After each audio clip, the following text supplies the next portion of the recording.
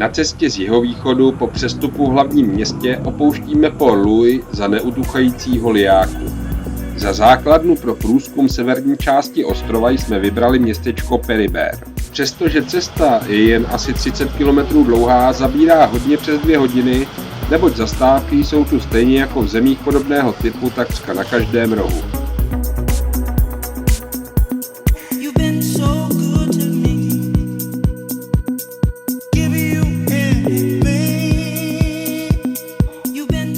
Typy, které jsme měli na ubytování, se ukázaly jako buď nevhodné nebo neaktuální, tak jsme se s batohy trochu proběhli.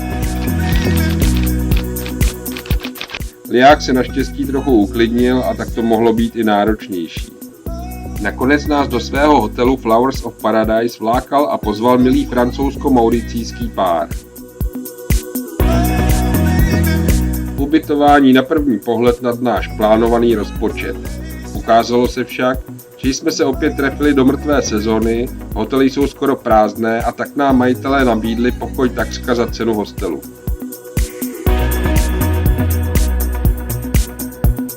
Večer plánujeme na další dny, mimo jiné zevrubnější návštěvu Port Louis, a tu se od majitelky dozvídáme o katastrofě, která se pár hodin po našem odjezdu hlavním městem prohnala.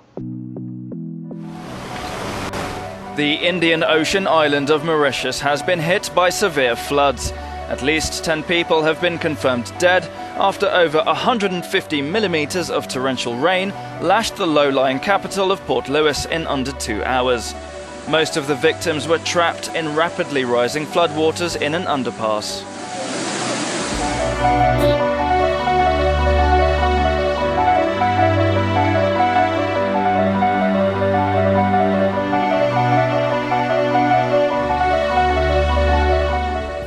Mauritius lies east of Madagascar and the Seychelles in the Indian Ocean. The small country is a tourism hotspot and popular exotic honeymoon destination, and has now seen over half the monthly average rain for March in just 1 day. Speaking on national radio, the Prime Minister Naveen Ramgoolam cited climate change as one of the key factors in the disaster. He declared 1st of April a national day of mourning. The island's meteorological service has warned of further showers and isolated thunderstorms into Monday.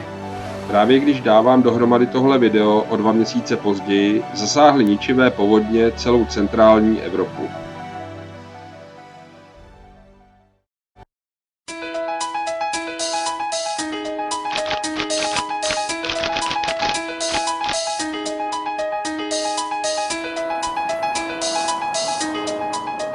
Vodu v Port Louis jsme nechali opadat a za pokračujících přeháněk jsme si to namířili do 25 km vzdálené botanické zahrady koho jiného než syna Sivu Sagura Ramgoolama. 25 km je v přepočtu opět minimálně hodina cesty busem.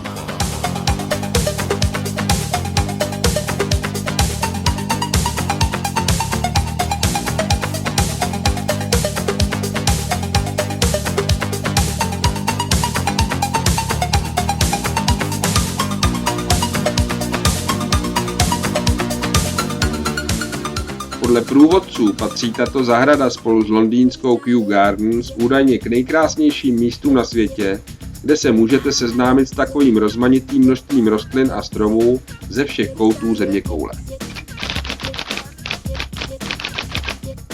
Založil ji v roce 1735 jistý guvernér Mahé de la Bourdonnais a původně se v ní pěstovala zelenina pro jeho zámeček Montplaisir.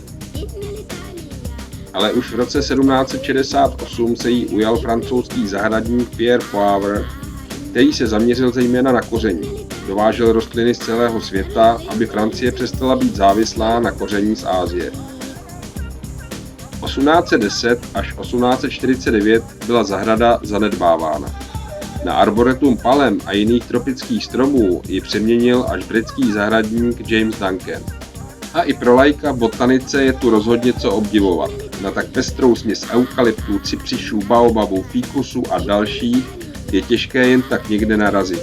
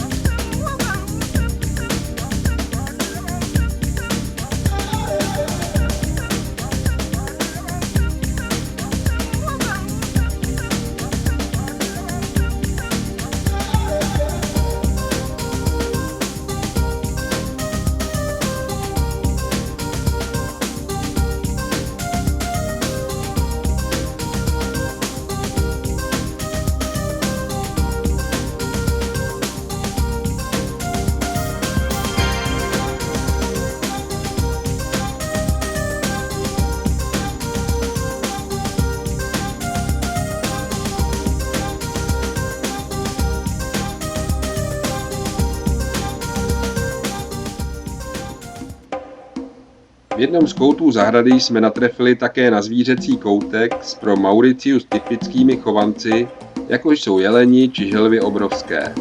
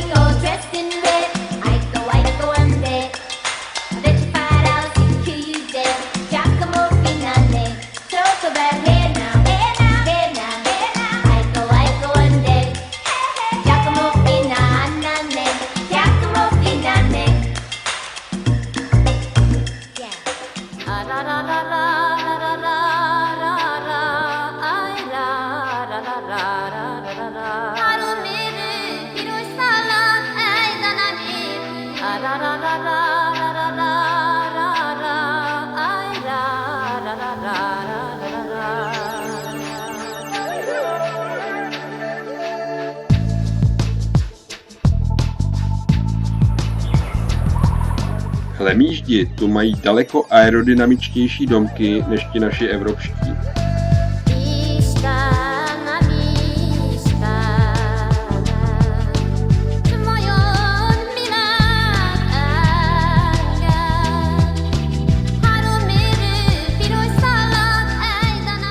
Jedním z vrcholů je rybníček z lekníny Victoria amazonica z Amazonie. Listy se rozvinou během několika hodin z vrásčitých koulí do klasického tvaru až o průměru 2 metry. Květ se první den otevře a je bílý, druhý den je červený a zavře se.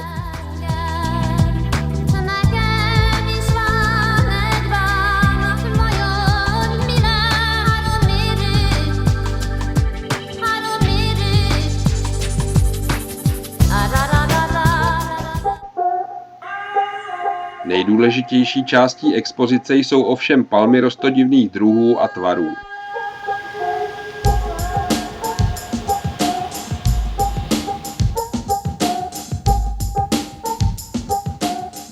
Vedle vzácných podsaditých palem lahvovitých, vysokých palem královských či palem vějířovitých asi nejzajímavější je palma druhu talipot, která si roste a roste a roste.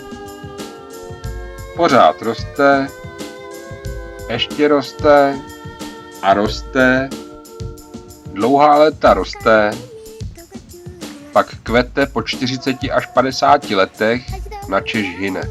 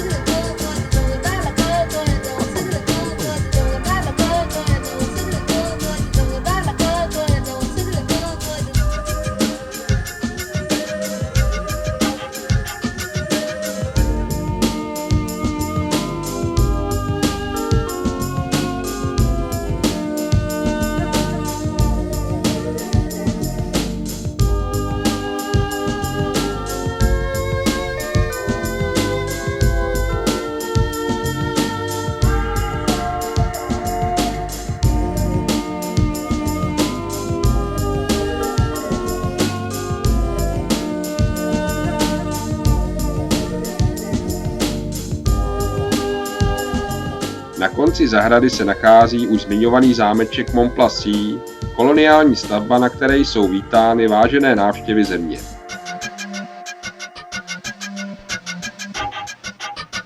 Aleji vedoucí kolem rostou stromy, které zasadily různé světové osobnosti jako Nelson Mandela, Indira Gandhi či François Mitterrand a mnoho členů britské královské rodiny.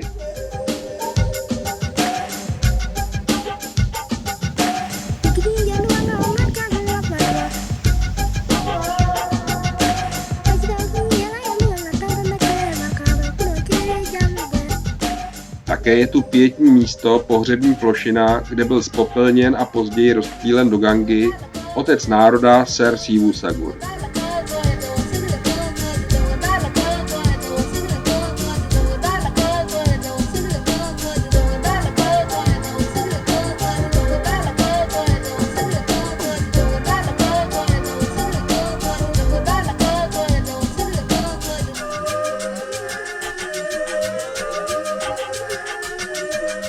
Kousek od vchodu v severní části se nachází původní destilérie rumu.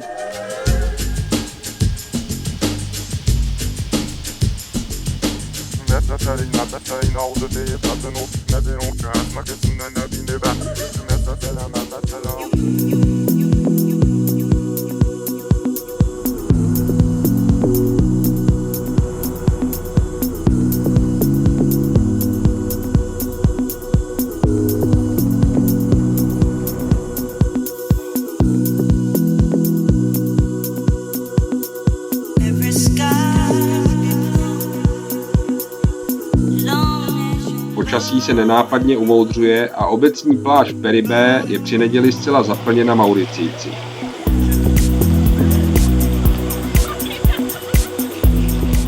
Jak je pro jejich životní styl důležité piknikování u moře, budeme mít možnost teprve zevrubněji poznat i v jiných částech ostrova.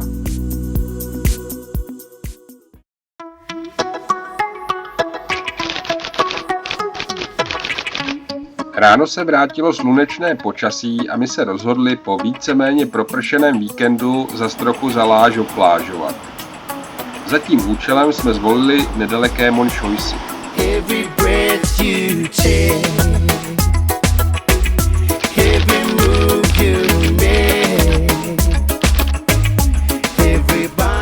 Mysleli jsme, že po neděli a v mrtvé sezóně nás na pláži mnoho nebude, ale kde pak? Po sobotní tragédii v Port Louis byl vyhlášen státní smutek a tak milí Mauricijci opět vyrazili na pobřeží, aby s rodinami užili volného dne. Odpoledne jsme se přesunuli zpět do Peribé a za výběžkem Pont d'Azur jsme přeci jen objevili klid na prázdných soukromých plážích.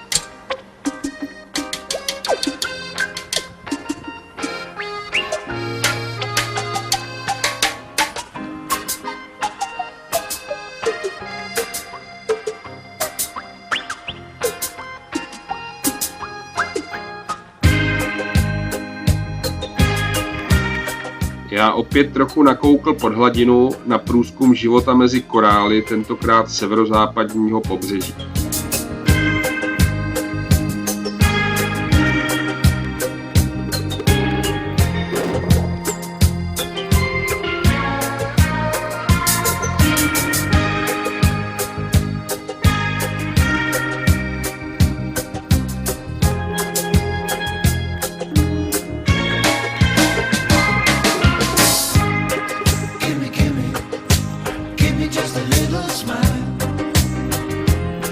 That's all I ask of you. Give me just a little smile. We got a message for you. Sunshine, sunshine reggae. Don't worry, don't hurry. Take it easy. Sunshine, sunshine reggae.